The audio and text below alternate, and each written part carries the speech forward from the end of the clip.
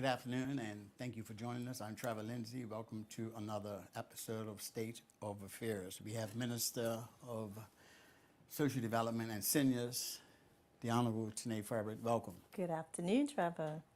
How are you? I'm good. I'm good. Yeah. Yes, after we ran up those steps, so we're good. Yeah, ready to go.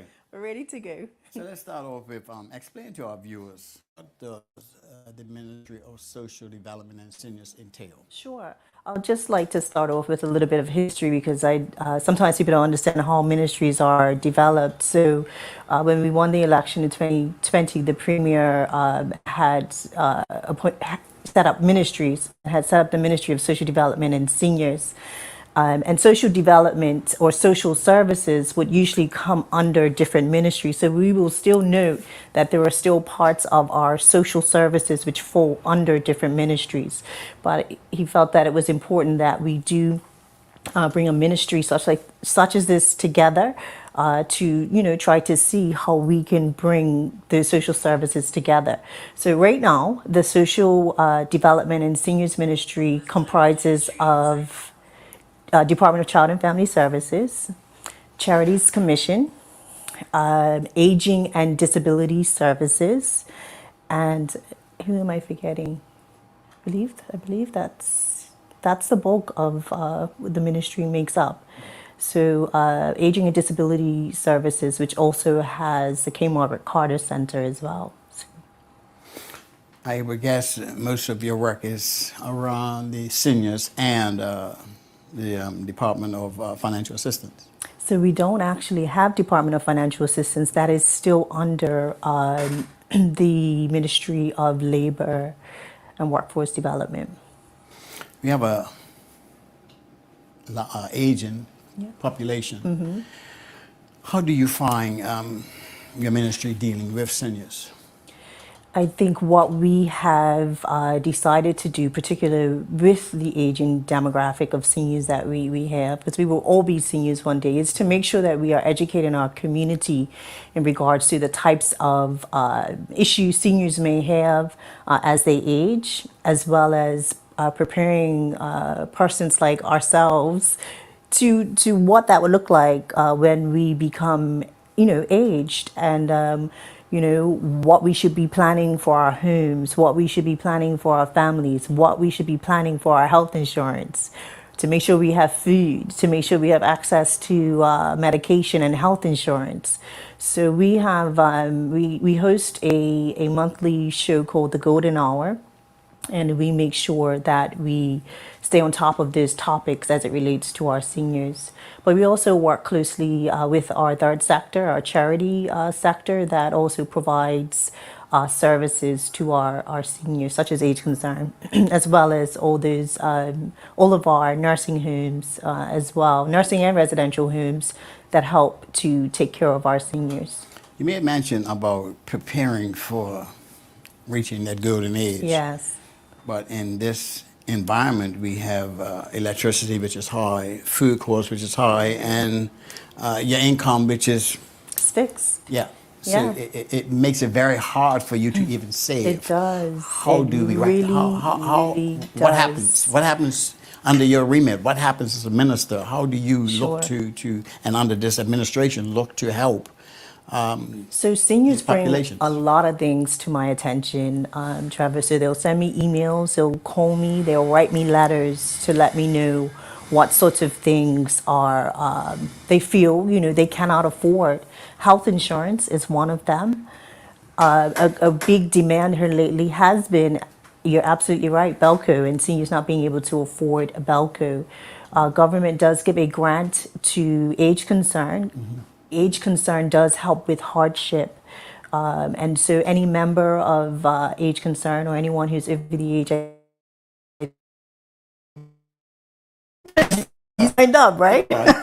55 can benefit from a hardship. So they'll help persons, with maintenance costs, with food vouchers, as well as Belco vouchers. But there are also other agencies and third sector groups in our community that also helps our seniors with food, as well as churches as well. So it's really, I really think it's knowing what those resources are, and when people do call for help, it's being able to shift them in different directions so that they can get the help that they need. But I'm not going to claim that it's easy. People are having to choose between their health care insurance and food, food or medication, and I think with the Bermuda Health Plan that the Minister of Health is working on, we're hoping to get an affordable healthcare plan for our seniors. And we recently did just change the healthcare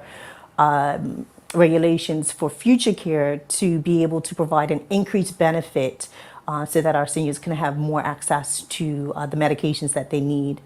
Do you have staff in your department, foot soldiers, I would call them, that would go out and assist your seniors? Because who wants to go through the navigation of finding this for this, finding this for that?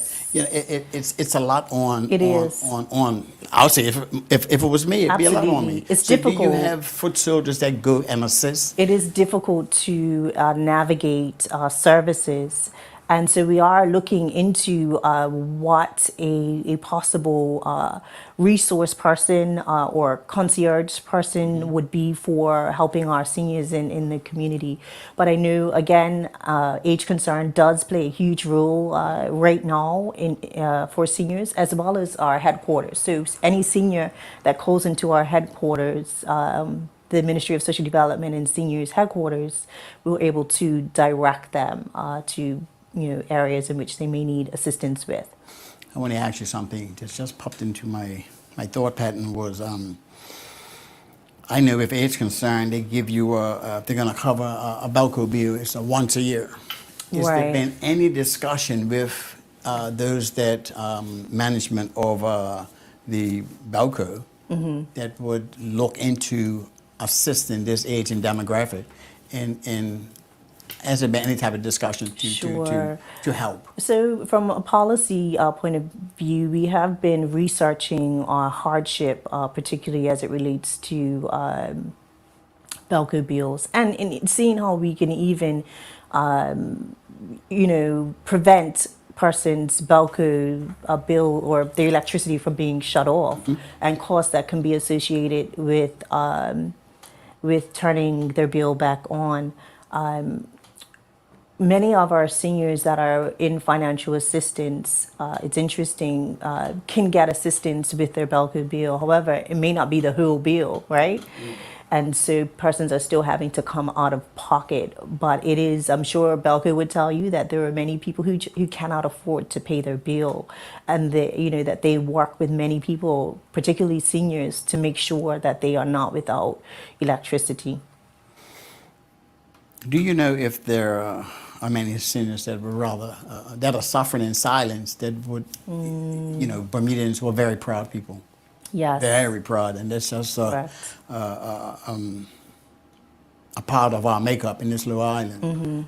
Do you have numbers, statistics on who is suffering in silence? No, we don't have numbers of who's suffering in silence. And what I want to say to anyone who's suffering in silence, you cannot get help if you are silent. You cannot get help. It's difficult, almost impossible to be able to get the help if you're silent about something. And so I've actually had examples of that where people in the community will call me and they'll say, listen, this person doesn't even know I'm calling you. They don't even know. They don't even want nobody to help them, but they need help.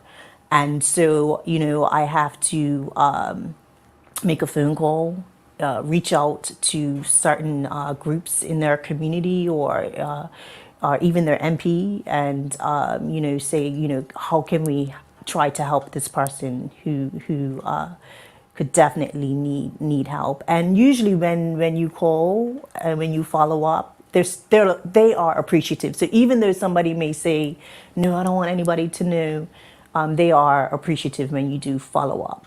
Good stuff. Yeah. We know that our state of affairs in this island in reference to violence has impacted, I'm not sure if you're aware, have impacted our seniors. A lot of seniors are afraid to even come out of the houses. And the sad part of it is that some of these young gangsters, I would call them, are family members of ours. Yes. And seniors are afraid. How do you tackle? How do you comfort? How do you That is a speak to very, them? very real situation. And just as we have to safeguard our children, there should be safeguards in place for our seniors.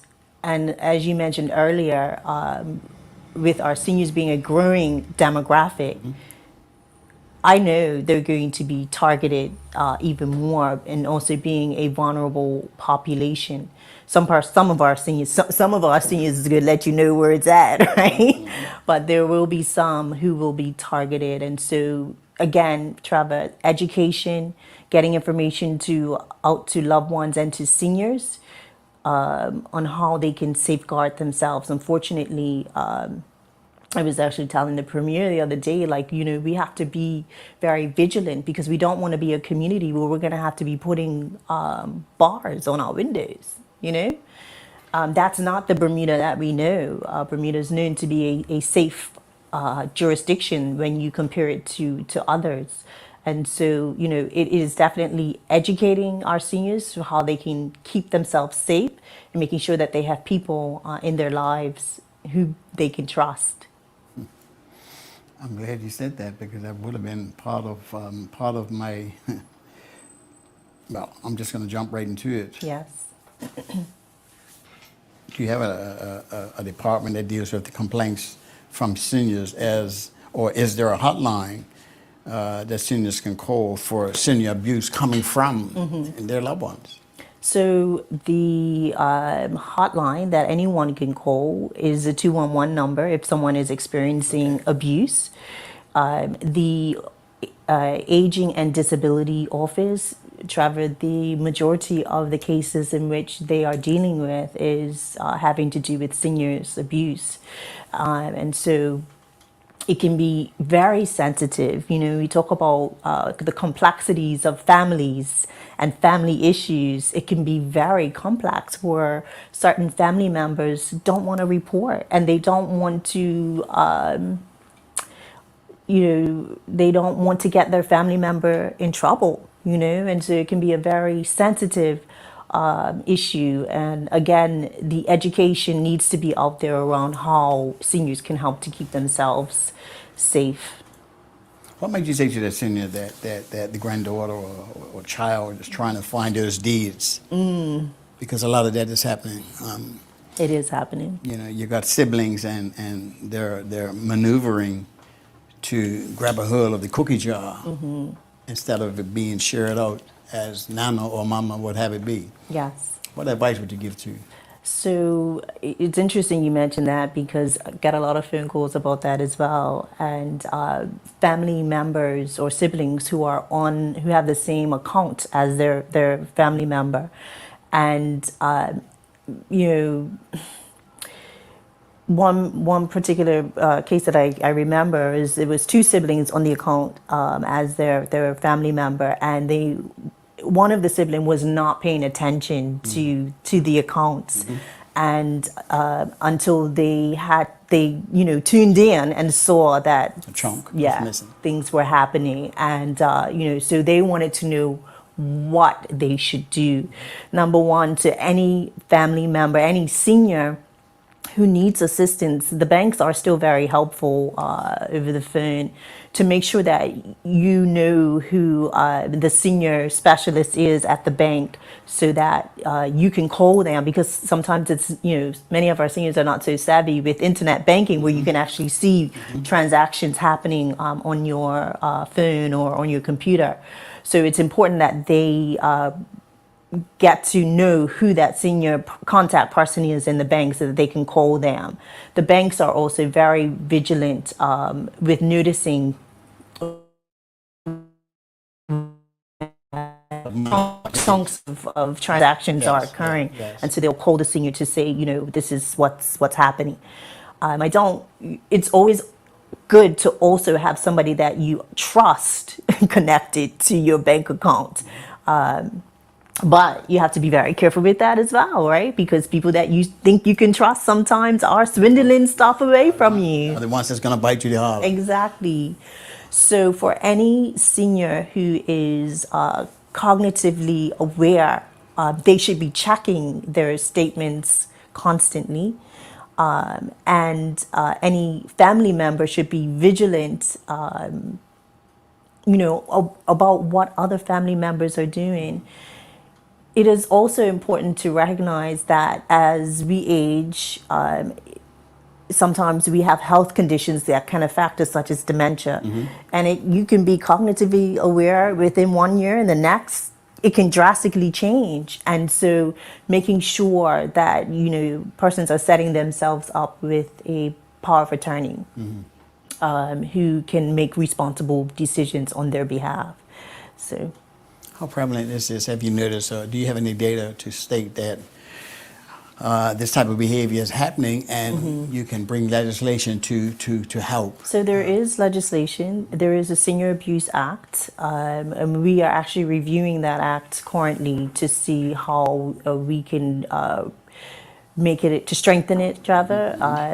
But it looks at all aspects of senior abuse, neglect, physical, sexual, verbal, emotional abuse of our seniors, financial as well.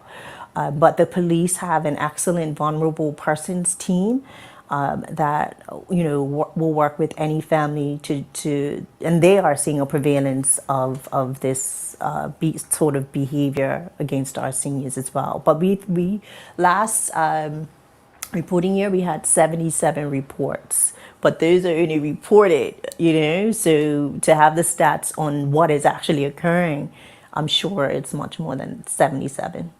Wow. What other entities in your ministry involved with when it comes to the plight of the senior citizen?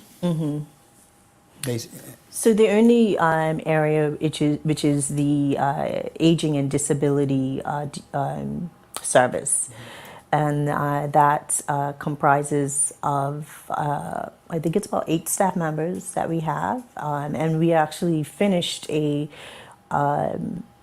review of that actual department recently to say, what the projections for that service should be given our growing demographic of seniors. But there's also the Bermuda Health Council that regulates our residential and nursing homes. So they have a role as well in the regulation area of nursing and residential homes.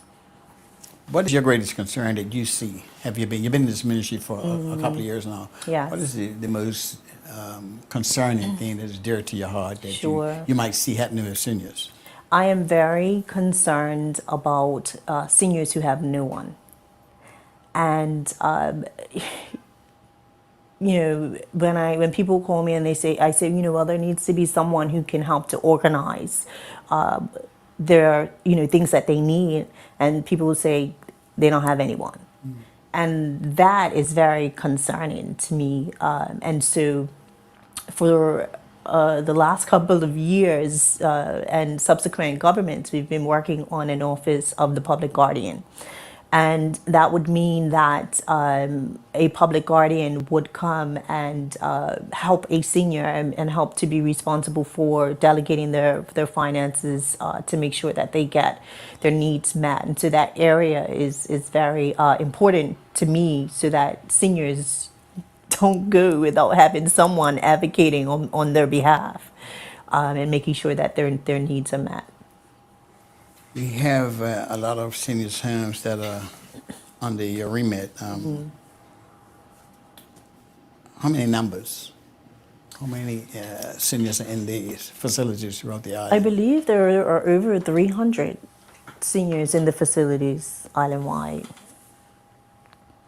How many in the Rockaway? How many in the Rockaway? Okay, so you're talking about the homes, Different, the different establishments. I'm talking about the So- senior homes. I'm talking about So you're talking about the Bermuda Housing Trust. and that's under under Bermuda Housing Trust. So we'll have under your ministry. no, Yeah, that okay. actually Bermuda Housing Trust has its own act, Okay. and they're responsible for accommodations for seniors. So there are different sites throughout the island. One is the Dr. Can Center that you mentioned area, as well as Ferguson's Park in St. George, and then there's one in Hamilton up by Happy Valley. Yes. Yes. So they are diligently providing a accommodation rental service for seniors, and it's only for seniors.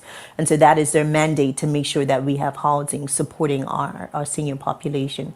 And the last time I spoke to them, they are actually looking at opportunities for new development because.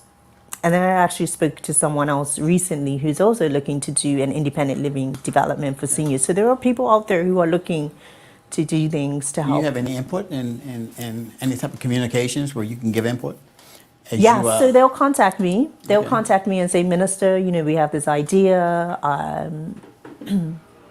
This is where we're going with it. And, they would see how they're going to navigate it. It's just to let me know what's happening, and I'll say, hey, you should think about this or think about that. So that's probably the extent of the input at this time, and to figure out legislatively what sorts of regulations they need to be following. what is coming down the pipeline for your ministry in regards to seniors? So, in regards to seniors, it is very important that we are focusing in on the National Senior Strategy, which will encompass many areas: housing, healthcare, all of those areas which are important to seniors' community, security, planning. And so that is a focus, being, again, that we know our senior demographic is growing. And to see how Bermuda is fitting in with the rest of the world, with preparing for senior living in Bermuda. It's not going to be, I think it's going to be, everybody knows it's a high cost of living in Bermuda. Everybody knows, and everybody's hustling, to try to make a living. Make ends meet. Make ends just to meet, eat. Yeah. But what is concerning is that, not everyone's going to be in a job where they're making a whole lot of money. And so, we still have to participate in jobs, where we would find ourselves with a low income.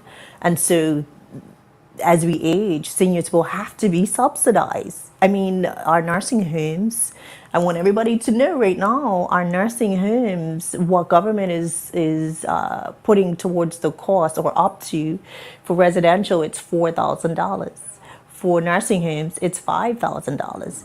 If you and I had to put out $4,000 and $5,000 right now, it would be very challenging. And so government does help through financial assistance to subsidize up to that amount once they do their means testing to see what a person's income is, by way of their pension, or whether or not they have any sort of other income coming in. But it will be expensive to live in Bermuda as a senior. Nursing homes are very, $5,000 Yes, a month. Trevor. A month. And some of them, that is just the cost that government will pay. Most of them are more than that. And it's only the government nursing homes that are less than that. Wow. Yeah. Frightening. Yes. Frightening. Now I see why these seniors The cost of care is very expensive. And even in-home care, if you're going to hire a personal caregiver, it's also can be very pricey as well. no-win situation. Getting It's ill. a difficult It's a situation no-win- getting it's a no-win difficult situation getting situation ill. getting ill. Yes. Have mercy. The Salvation Army. I can ask you, I guess, what does the future hold for government and its collaboration with Salvation Army as it is an emergency home and a shelter for the homeless. Yes. You have a memorandum of understanding Yes. with that organization. Yes, we do. You said a few years ago that you had some new ideas. I've heard that facility's been there for 40 years down on Parsons Road.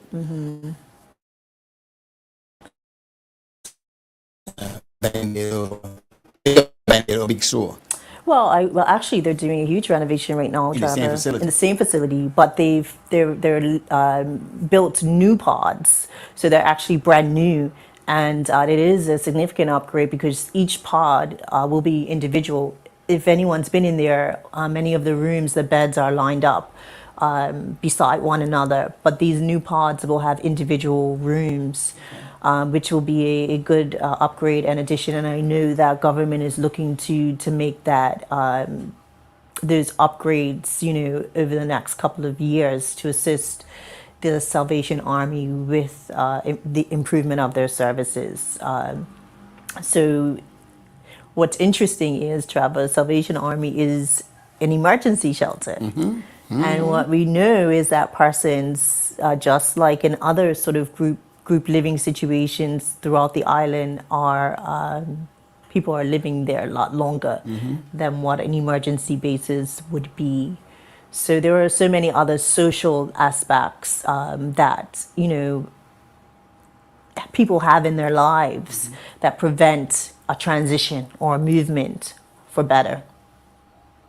We have a high level of homeless people than ever before. You did state that the facility down in St. David's, the facility at Harmony Club, is not under your ministry. No, it's under Bermuda Housing Corporation. You have any input at all?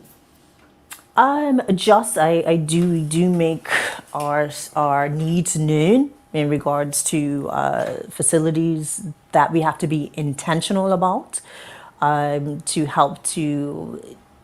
Government has to have a stake in providing accommodation and rental accommodation for persons who are homeless. And so Salvation Army is one, and that site continues to need upgrades and improvements, but there is a need for much more. Any thought of going up maybe one level on the larger side of that facility? Of Salvation Army? Yeah. So the pods will carry more persons in them. So they are expanding. Yeah. Whatever happened to the Bishop Spencer site? I don't know, Trev. Well, right now, the Bishop Center needs a lot of work. A lot of work and a lot of investment. And I think after all of the talks and negotiations in regards to Bishop Spencer, it just was not fruitful to go forward with what was needed to bring that building up to Sounds scratch. like it was just an election ploy. I don't know, Back Trevor. then. I can't speak to that. You disagree? But I can't speak to that. But there definitely does need to be more intentional residential facilities for our homeless population. Does the government still plan to provide new prefab units for that program? And if so, what would be the time frame? We need them like yesterday, Trevor. We need them. We need them now, and particularly coming out of COVID. People being displaced from employment, and so finding themselves in hard times. We also need our community and our families to recognize that people need help. And so, making sure that we're taking care of our family members as well. If we have space, I know in one of the surveys, the majority of our people in our community are living in single family homes, so that's interesting as well. We're now moving away from large family living situations. So did I just hear you say if you have a family member that needs somewhere to stay, bring them in? I think that's important. If it's not going to cause any hardship to your household. So. Okay, that sounds like a topic that we can talk about a lot. Because if I'm finding it hard to survive on my own, Yes. I'm not trying to say don't help a family member out, because charity begins starts. That's at right. then, That's right. but Yeah. it's becoming increasingly difficult Difficult. Yeah. all around It is. for all of us, and I'm sure it's even worse, like I just said. And there are many seniors. families doing that. They are doing that. So I'm not going to say that they are not. Yeah. I'm not going to say that they're not. There are many families, many friends who are looking out for people as well. I guess it wouldn't hurt to encourage our viewers, our Mm-hmm. population, to keep an eye out for your loved ones that Yes. are your seniors, your aunties, your uncles, your grandmother, your moms, because Yes. one day you're gonna get there. That's right. That's right. I always believe in what you sow, you shall reap. That's right. I agree. I agree with that wholeheartedly. I think that that's very, very important for us to remember.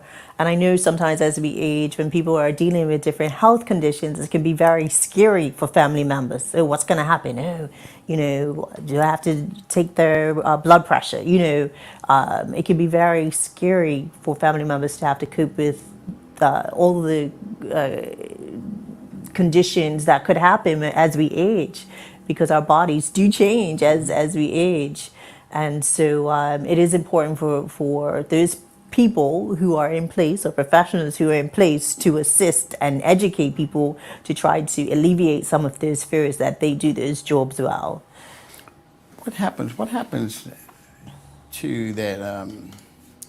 A member of your family, a senior citizen that has to get rushed to the hospital and might have to stay for a few days. What happens with, does Future Care cover Yes. that part of the bill?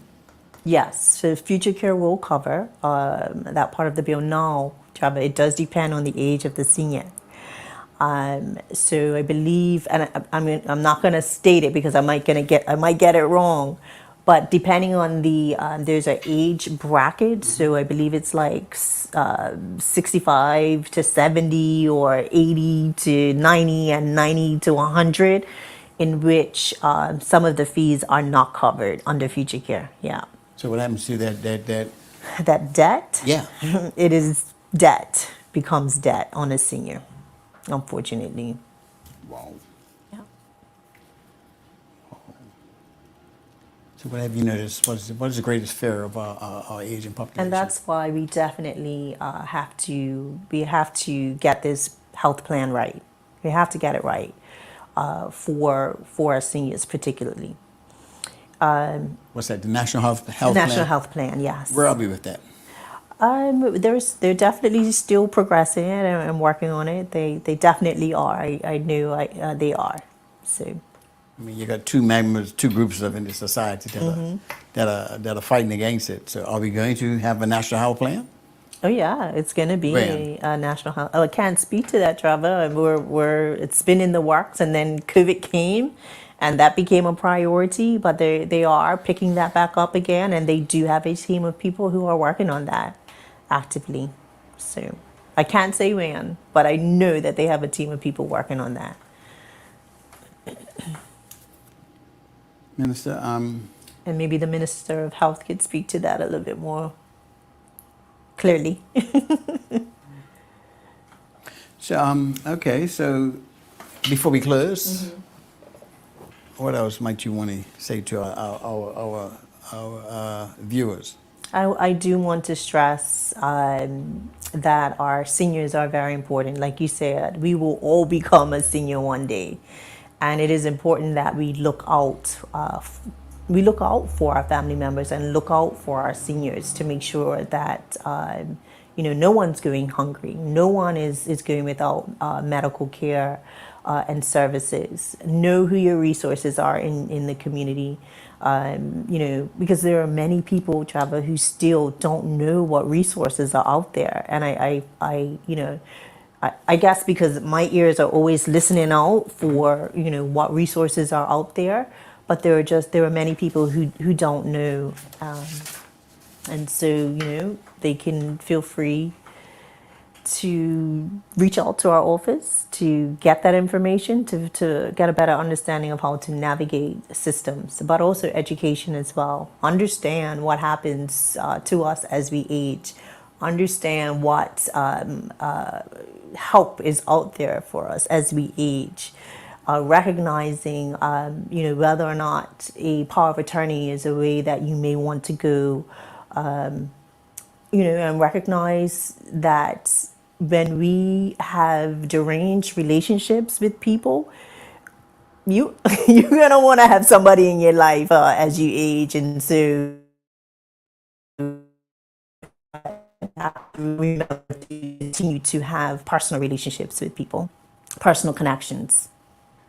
Thank you, Minister. Happy Easter coming up on Sunday. Thank you. Yes, Happy Easter. looking forward You to have it. your little hat and then, your usual. We're giving out Easter bags to the children on Saturday, and so it'll probably go about Good Fridays. On the cabinet lawn?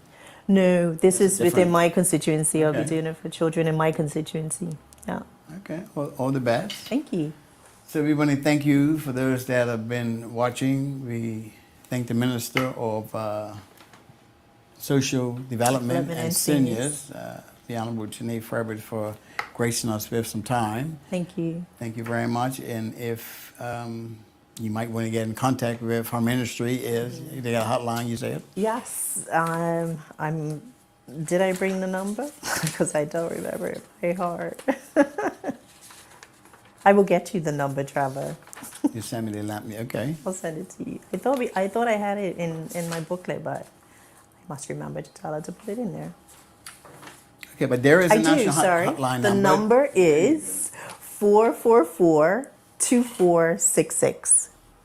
444-24. 444-2466. So thank you very much, Minister. Thank you for joining us. Thank you. This has been another edition of State of Affairs live from Crimson Multimedia, Channel 82. We want to thank our producer, Lamerne Woods, and stay tuned for our next episode. Do have a great evening.